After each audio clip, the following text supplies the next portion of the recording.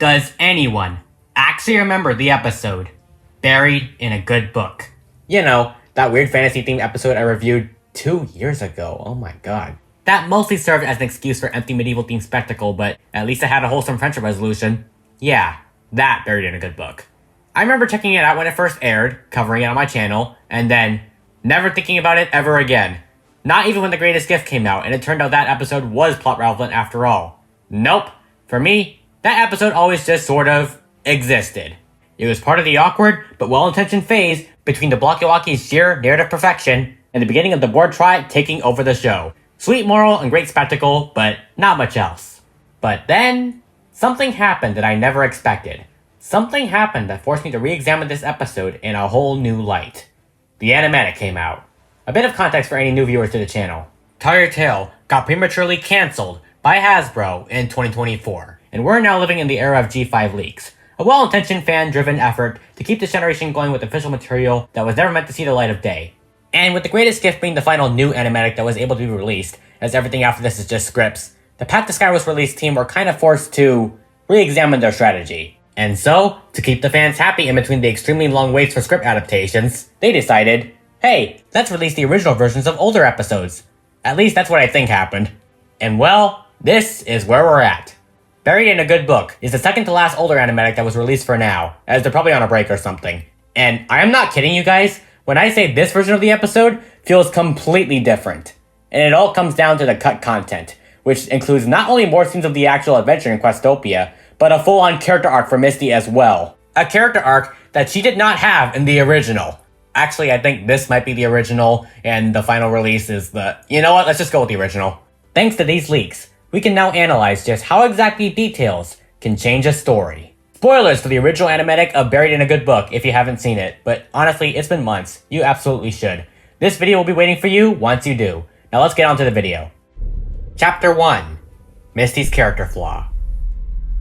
So the animatic opens almost the same as the final release, but with one major change. Instead of barging in and immediately casting B's spell that gets she and her friends sucked into the spellbook, Misty here just produces a simple magical floating butterfly, which is then instantly contrasted with her friends performing so much more impressive feats with their magic. Now this change right from the offset is already so much better than the final release. Why is that, you might be asking? Don't both openings fulfill the same purpose narratively, that being to introduce the central conflict of the episode? And to that I say, yes, both openings do accomplish the same thing. But here's the key difference that makes the animatic better. This extended opening exists to establish Misty's core character flaw, the one that she will need to overcome throughout the episode's runtime. That character flaw being, Misty feels inferior to her friends. She just barged in, excited to show off the spell that she had been working on, only to find out that her friends are just better than her at everything. They can do a whole lot better than just create a simple butterfly spell, because they've had a whole lot more time to practice their magic.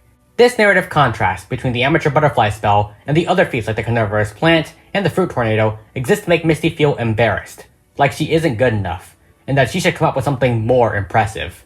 And this is actually a very realistic portrayal of what it's like to feel inferior to other people. Realism is something that Misty episodes excel at, and this one is no different.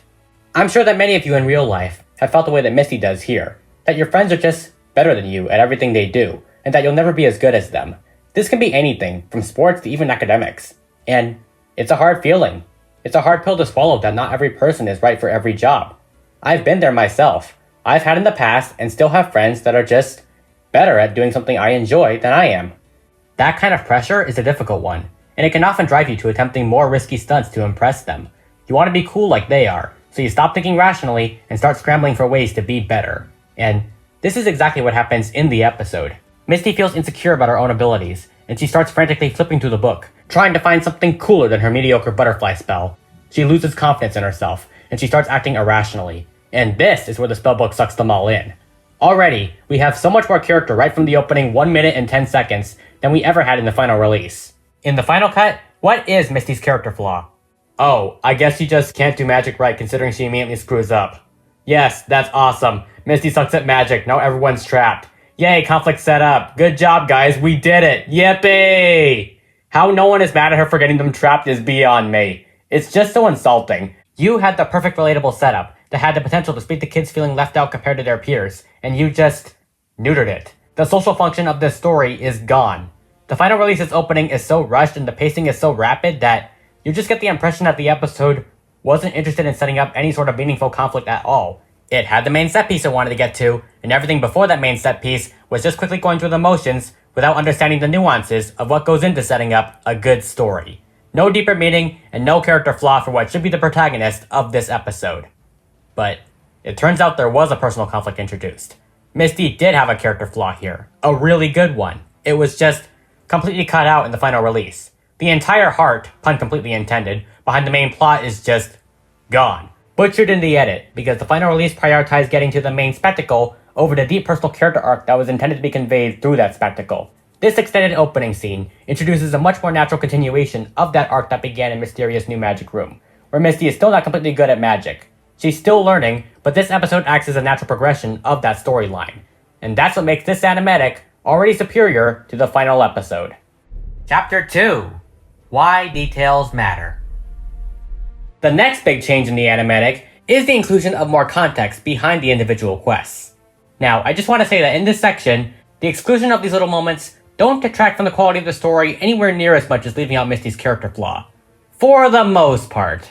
There is one egregious exception that I will get into. But if we're talking about this section generally, if you have to cut things down for time, leaving out these moments is understandable. However, from a storytelling perspective, it is just better to have these moments in regardless, for reasons I will get into. I'll be talking about two parts of the episode here, those being Sunny and Zip's quests. With Sunny's quest, we actually get to see how our ponies find the sentient gingerbread house, and it actually has a very creepy atmosphere. The ponies walk through the woods and then stumble upon the abandoned house. And right off the bat, the inclusion of this moment allows for the audience to see more of this world. Like, you guys made a whole background for this scene, only to limit its usage to the actual fight in the final release. There's really good scene setting here, with the camera panning down from the tall, foreboding trees to the ground where our ponies are walking. It allows for the tone of the scene to be set effectively. The wonder and whimsy of the previous scene with the book fairy is gone, and we're now in dark and spooky territory. The ponies are scared and on their guard, especially Zip, as they trek through this unfamiliar terrain. And this allows us as viewers to properly feel what they are feeling. They don't know what they are going to find. The first trial could be anything, and they don't know if they'll make it out of it alive. All of this is properly conveyed through the shots used and the characters' reactions. And the episode continues this trend by having the actual reveal of the house be equally as foreboding, with the house being coated in this dark shade of red. I'm unsure about what exactly this frame would have looked like finalized had it been kept in, but the reds in the animatic frame do complement the mood really nicely. It's scary, and the placeholder music adds to this very well. Sparky then tries to eat the candy cane door because, of course, he's a baby, and this is not the first time Taruto has used him to incite an incident. And this is the moment the house decides to wake up and chase the ponies. This is what leads into our action scene. Doesn't this come off so much better just from me describing it? The inclusion of all these moments leading up to the action scene might seem unnecessary on the surface, as when you boil it down, it's just our characters going to the location. But I'd argue that when you cut this scene, when you remove all of that build-up, you lose an important element of storytelling, and that is setting the tone. Adding all those moments before it back in allows us to properly get inside our characters' heads and feel what they are feeling. The scene is allowed to breathe and pace itself properly, with plenty of time for us to get oriented and feel the danger they are walking into. And this is better if you want to show off more of the world and properly set the tone of a given scene. You don't want to instantly cut to the action if you can help it, as the audience needs time to process what is happening or what just happened. The final release might as well be a montage. In fact, it is, as there is no time for anyone to understand what is going on before we gotta cut to the next set piece. What makes the animatic even better is that the moment the gingerbread house actually wakes up is actually played off very slowly. We see individual shots of it lifting itself off the ground and roaring at the ponies. This allows the audience to actually process the moment and go, "Oh Sparky, what did you do?" In the final episode, you can just tell the scene got shortened. Significantly. First, our ponies are already at the clearing, which instantly causes the scene to lose all of its eerie build-up, and then the house just wakes up for no reason. Yeah, Sparky didn't do it. He's innocent! The ponies are just standing there. Why did the house wake up? Because it's a monster? Because the ponies are there? There is no communicated reason why the monster had to become a monster. That sounds so weird out of context. It just is. And it's only one shot, too, instead of the slow, dramatic reveal in the original animatic. To quote my boy Pillow Chum, "Oh, that's too bad! What a shame!" Congratulations! The actual fight with the gingerbread house monster pretty much plays beat for beat with the final episode with no real additions, so I'm just gonna skip to the end. After Sunny KOs the monster, the ponies cheer, and we get this moment. That was again, not in the final release. Right. Let's get moving. I have a feeling we're gonna need all of our magic to get through these quests. Did you catch that moment? Yep. We get a close-up on Misty's face, where she again looks anxious about her own magic. This was a moment that was intended to progress her character arc in this episode. And it's a really good moment thematically. By seeing how good Sunny was at defeating the monster, Misty worries that she won't be good enough in comparison to help out. And it was once again completely cut out in the final release. Like, I get why. If you're gonna cut out the real inciting incident for the conflict, you might as well leave out any evidence that you cut the storyline, otherwise audiences will be confused. But do you see how much better this scene reads now? Sunny's trial was meant to serve the story. It was meant to serve Misty's character arc. It wasn't just a random action scene. Tom Goodman knew exactly what he was doing when he wrote that moment. The Toyoto writers know how to tell stories. It's just how they're edited. But again, it's gone. Because Hasbro forced this episode into the box that is corporately mandated runtime. Then comes Zip's trial, which I'm just going to keep brief because the majority of it does play beat for beat in the final release. The moment I do want to mention though is at the end of their little race, where Zip gets a medal for her victory, and she actually does a high five with the dragon, which was not in the final cut. You're going to hear me say that a lot in this video. This moment is actually important, because it shows both parties acknowledging the competition, and it humanizes the dragon a little bit. It gives them a character. In this scene, the dragon is acknowledging the fact that Zip won the race. They're being a good sport about their loss, and there's no hard feelings between either party. The dragon had their job, and they accomplished it. Zip builds bridges here by ending the game on a high note, and remaining on good terms with her competitor. And most importantly of all, this scene signifies that Zip has passed her trial, which I find far more satisfying a moment than the scene just literally flying by you without any sort of narrative payoff. Chapter the 3rd. Why cut Izzy's quest? So by this point, you have probably noticed a pattern when it comes to my analysis of this episode. All of the character and heart that originally made this episode fantastic were sucked out, and taking out all of that leaves an only decent final product. But you know what? Let's give whatever powers that be at Hasbro some benefit of the doubt. Obviously, not everything can make it into the final cut of a piece of media. That's a given, both in film and animation. You know the old saying, kill your darlings. Alright, fine. Let's go with that for a second. If we had to cut Misty's beautiful character flaw, if we had to cut the build up to the gingerbread house monster, if we had to cut out the best part of Zip's quest that actually adds to her character, so be it. What's gotta go has gotta go. But Hasbro, riddle me this. If you had to choose between what I presume is Hitch's quest with the gamified tiles and Izzy's quest with building the makeshift bridge, why cut Izzy's quest? Think about it. If you had to choose between one of these scenes to keep in the final episode, if only one of these scenes could stay, why did Izzy's quest end up on the cutting room floor? Not only is rebuilding a broken bridge with magic just a classic trope in fantasy, which this episode is clearly inspired by, but it's also a much quieter moment in contrast to all the actiony scenes beforehand.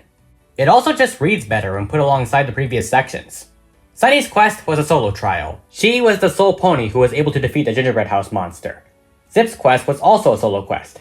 It was her that won the race and shook hooves with the dragon. It was her who claimed that victory. The tile floor scene comes off as a group quest. They're all participating. Like, yeah, Hitch is also focused on in this part, but only at the end. It is visually stimulating and creative, sure, I'll give it that. And it also makes a really good thumbnail. Both Hasbro and PTS used it as such. But even so, what purpose does it serve in the narrative? Hitch didn't have to overcome anything. In fact, he doesn't overcome his fear until Hide and Seek, 37 episodes later, and even the original draft of that was questionable. Whereas the other quests meant something, even in their shortened states. I don't think Hitch's scene was treated with any sort of respect in comparison. He's a joke in this scene. Literally. He's skidding and trying to avoid falling. He's a nervous wreck all the way until the end. And that would mean something if there was a scene of him afterwards saying something along the lines of, "We did it, buddy! We conquered our fears!" But he doesn't. Not even the animatic shows it. So really, what did Hitch accomplish through his trial in comparison to Sunny and Zip? I'll tell you what, nothing. His part of the scene is a joke, not something actually meant to make us respect him. Izzy's scene with the bridge, meanwhile, is treated with respect. You get to see her stop and assess the situation, she thinks fast under pressure, she puts a creative mind to work, and she even adds her little Izzy touch to the bridge once she builds it. Don't get me wrong, the scene is still funny. Izzy literally stops everyone right in their tracks just to add her finishing touches, and only then does she let her friends cross. It's comedic, but in a more subtle way, and it's also respectful of her character. In fact, the scene was so good that it was one of the few deleted scenes to actually make it to the V2 animatic stage. They came dangerously close to actually keeping it in, but I guess one of the higher-ups said nope. In the released V1 animatic, Izzy makes the bridge rain water, but in the more finalized V2 animatic, she makes it rain glitter. And you know what? Glitter works better. It definitely screams Izzy a lot more than the V1 animatic, so I'm happy with this change. With this scene, you not only get a subtly genius moment with Izzy putting her unicycling skills to work, but also, you get a very stunning visual. They made concept art of this. How cool would it have been to see the gorge scene fully animated? When paired up with Sunny and Zip's quests, Izzy's fits right alongside them like a glove. It's a solo quest, and she's the one that saves the day, exactly like those prior 2 action scenes. And most importantly, going back to my earlier point, it's also a quieter moment that perfectly contrasts the prior 2 scenes. Not everything has to be go go go. Not everything has to be just big loud spectacle after big loud spectacle. Tell Your Tale also excels brilliantly in its quieter moments. In fact, that's what I'd argue gives G5 as a whole its charm, the more subtly brilliant moments of writing. You can either keep the group quest tile scene that just happened to feature Hitch at the end, or you can keep the far superior Izzy bridge scene. I think we all know which one they ultimately went with. And that's really a shame, because Hasbro could have had a visually stunning scene that also treated one of their core characters with respect, but they chose not to. And I think that's emblematic, if anything, of the priorities just being completely in the wrong place when it came to editing this episode. Chapter Forever After, the climax. Well guys, we made it. Throughout this so far 16.5 minutes of analysis, you've seen me analyze all the heart and writing nuances that made the initial version of this episode fantastic. All of the setup and creative choices that made for a much more enjoyable viewing experience, it's all been building to this. The final battle at Xantorp's cave. At first, the animatic plays beat for beat with the final release, but there's actually an added line from Sunny that I think is really funny. Don't worry, Misty. Together we have way more magical powers than any monster. Why is this line funny? Well, it shows that Sunny is overconfident in this moment. She thinks she can take on Xantorp no problem. After all, she beat the Gingerbread House monster, and all the other quests were easy. Not to mention, she faced down Opaline and other Monster of the Week situations before. So, how hard can this be? How hard can one throwaway monster be? Oh! It was at this moment that he knew. See, this is why Sunny getting bodied is funny. In the final release, it just sort of happens because plot. But this one line reframes the context to, oh, you thought Xantorp would be easy? Sucks to be you. There's a bit of dark irony in that. Everything else more or less plays the same, until we get to Misty's part, which I find to be very fascinating from a psychology standpoint. Xantorp is heading straight for her, and she's rooted in place. She wants to flee, but it's like her body completely froze up in the face of confrontation. She cannot get herself to move. This is where I'm gonna have to offer a little throwback to an older video of mine. That video being the Understanding Misty Psychoanalysis video. I'm still so proud of that one, you guys. Being able to help other trauma survivors feel heard through Misty's story really meant a lot to me. It's still to this day one of my favorite videos, and probably even one of the best videos I've ever made in terms of social function. I did not expect that many people to really resonate with that video's theme. But anyway, I did some research into why Misty freezes up during this moment, and I actually found something really interesting. According to nationwidechildrens.org, freezing is a common reaction during trauma. Freezing can look like being unable to move, or even feeling numb. Many survivors report feeling disconnected from their bodies during an attack or abusive situation, as if they are watching the event happen to someone else. This is actually very interesting to read. Based on the text, it's reasonable to assume Misty suffered a lot of physical abuse under Opaline. Granted, we only see the emotional/verbal side of things throughout Make Your Mark. For the most part, does restraint count as physical? But this actually implies that Misty's been in these sort of attack situations before, hence why her brain automatically defaults to survival mode here. I find that to be a really fascinating glimpse into Misty's psychology, and it reframes her eventual Cutie Mark mantra moment as her having to mentally overcome her own fight-or-flight reflexes and stand up for herself in order to save the day. That's good! This moment once again shows just how realistic and well-written of a character Misty actually is. This animatic not only gave Misty a very relatable character flaw at the beginning, but it also gave her a moment where she has to mentally overcome her own lingering trauma in order to stop Xantorp. And it's only by overcoming said trauma does Misty discover her own unique magic, the one that puts her in the same league as her friends, the culmination of her character arc this episode, discovering that she has empathy magic. Similar to Sunset Shimmer and Equestria Girls. I have to ask, why cut this? Like, yeah, I know why, runtime and stuff, but come on. You cut out all the good stuff with Misty from a psychology standpoint. How is any of this supposed to read now? Don't get me wrong, in the final release, the moment is still epic. The slow building LP jingle in combination with the sound effects and Misty's speech, there's just something else about seeing it all finalized on screen. But at the same time, the moment is robbed of its context and thematic weight. Here it's just, oh, episode's almost over, better throw in a solution. In the animatic, this is the culmination of Misty's character arc, and her discovering her own unique magic through overcoming her trauma. Doesn't this make the moment so much cooler? I can't see this already epic moment the same way anymore. And you know what? That's a good thing. Misty then does the whole, maybe we can be your friends moment to Xantorp, but the shot is actually reversed in the animatic, this time being at a left angle instead of right. Huh, interesting. On to the ending. Chapter 5. It all makes sense now. For most of it, the ending does play shot for shot with the final episode, but there are a couple key differences.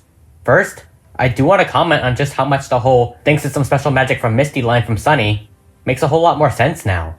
Watching everything in context, including Misty's character arc, the resolution just hits a lot harder now.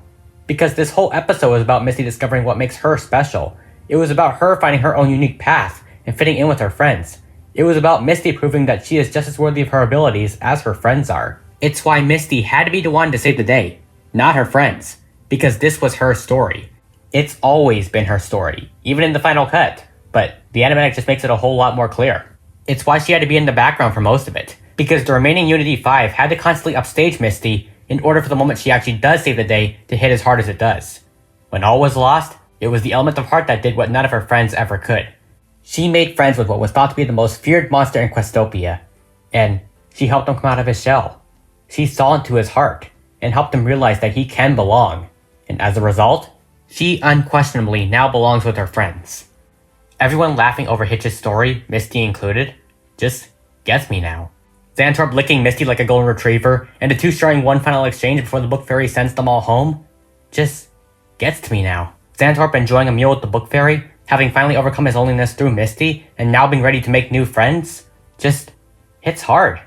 Especially since I'm doing that now. I'm rebuilding myself, I'm finding new friends, I've made new friends.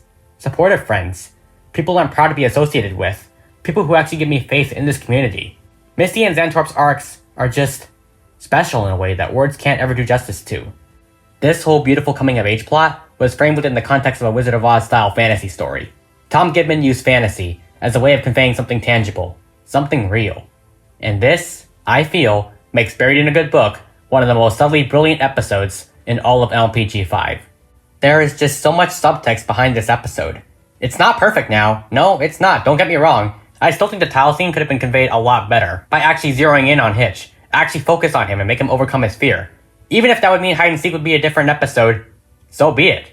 These characters are so versatile, they practically write themselves. You can tell any story with them. But this episode is still incredible, with overall genius writing behind every scene. I was wrong about this episode initially. It's so much better than I ever gave it credit for. In a way, there's one hidden good side to Hasbro dumping G5 in the way they did. It's not just the fact that the remaining episodes after the water park can finally see the light of day. It's not just the fact that fans now have the avenue to pick up the story and finish it through individual projects. It's also the fact that these older episodes can finally be seen for what they were intended to be. It's the fact that Little Critter Workshop, the passionate, dedicated minds behind Tell Your Tale, who were dealt a bad hand by a company who never cared about what they were making, can finally get the justice they deserve after everything they've been through.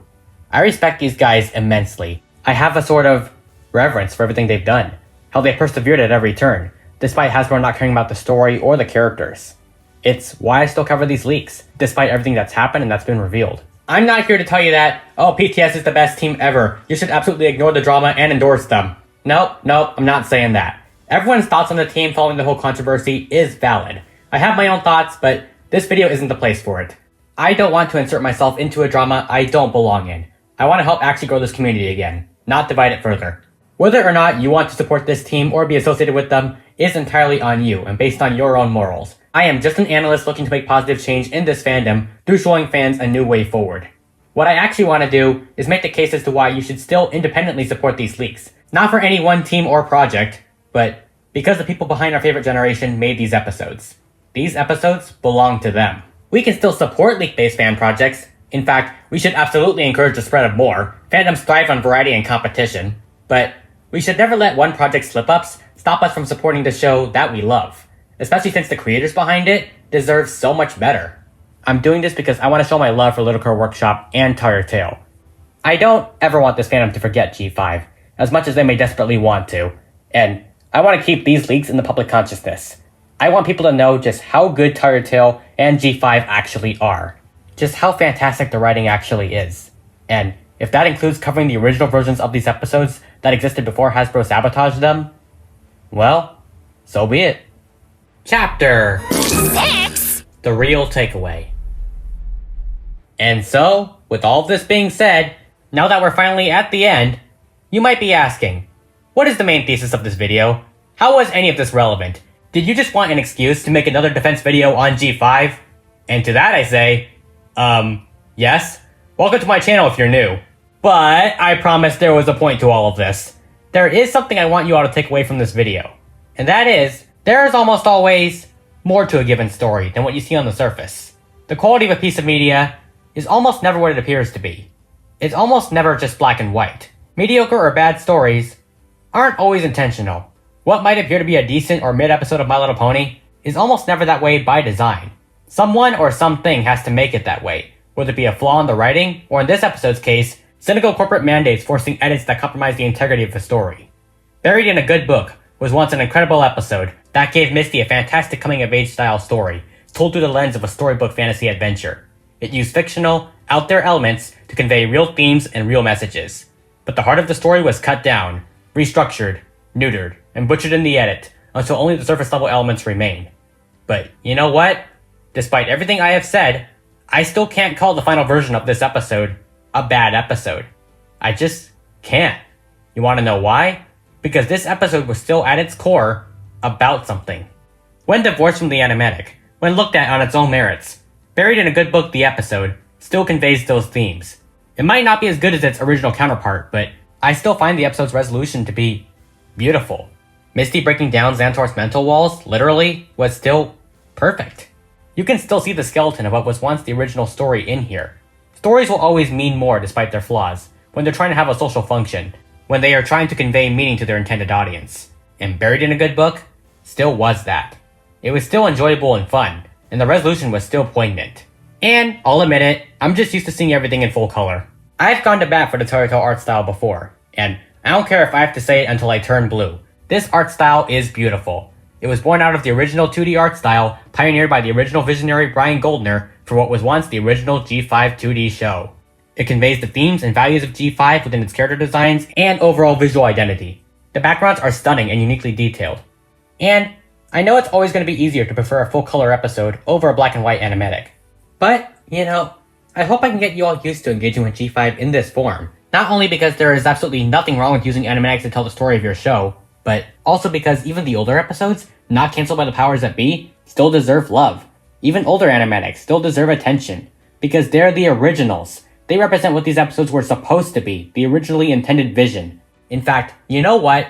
To prove my point that these older animatics are worth watching, I'm gonna do something a little extra here. Here is a special shout out to the older animatics that, while not having enough change to warrant their own videos, are still worth talking about in some way. The animatic for No Place Like Home features a new extra ending where the main six actually discover Alora's presence at the board trot, which kind of ties into the events of Special 2. The animatic for Attack of the Vending Machine features actual Starblazer. The animatic for Ooh New Friend features an extended scene of Alora coming out of her cave at the beginning to inspect what just happened, as well as Alora literally going insane later over Izzy's obsession with fruit baskets. The animatic for Hall of Mirrors improves on almost every critique I have with the final episode, with there being an actual setup for the lesson Hitch has to learn, as well as dramatically improved pacing all throughout.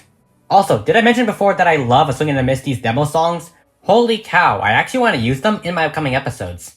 To close all this off, Buried in a Good Book was a good episode, but it could have been great. And now that the original is out there, I can finally say with confidence that this episode has been redeemed. But, what do you guys think of the animatic for Buried in a Good Book? Have you seen it yet? Do you plan to? Do you like it? Hate it?